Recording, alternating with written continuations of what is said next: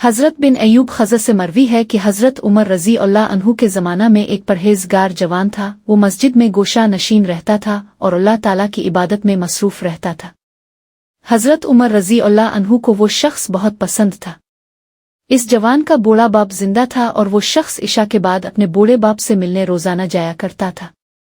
रास्ता में एक औरत का मकान था। वो इस जवान पर फरिफ्ता हो गई और बहकाने लगी। रोज़ाना दरवाजे पर खड़ी रहती और जवान को देखकर बहकाया करती। एक रात इस शख्स का गुजर हुआ तो इस औरत ने बहकाना शुरू किया, यहाँ तक कि वो शख्स इसके पीछे हो गया। जब वो इस औरत के दरवाजे पर पहुंचा तो पहले औरत अपने मकान में दाखिल हो गई, फिर शख्स भी दाखिल होने लगा। अचानक इसने अल्लाह ताला को याद किया और ये आयत इसकी जुबान से बेसाख्ता जारी हो गई। अरूफ 2:1 बेशक जो लोग खुदा से डरते हैं, जब उन्हें शैतान छूता है वो चौंक जाते हैं और उनकी आंखें खिल जाती हैं और फिर गश खाकर वहीं दरवाजे पर गिर पड़ा। अंदर से औरत आई। ये देख कर के जवान उसके दरवाजे पर बेहोश पड़ा है। इसको अपने ऊपर इल्जाम आने का अंदेशा हुआ। चुनांचे इसने अपनी एक लौंडी की मदद से इस जवान मर्द को वहां से उठाकर उसके दरवाजे पर डाल दिया। उधर बूढ़ा बाप अपने लड़के की आमद का मुंतजिर था। जब बहुत देर तक वो न आया तो इसकी तलाश में घर से निकला, देखा कि दरवाजे पर बेहोश पड़ा है।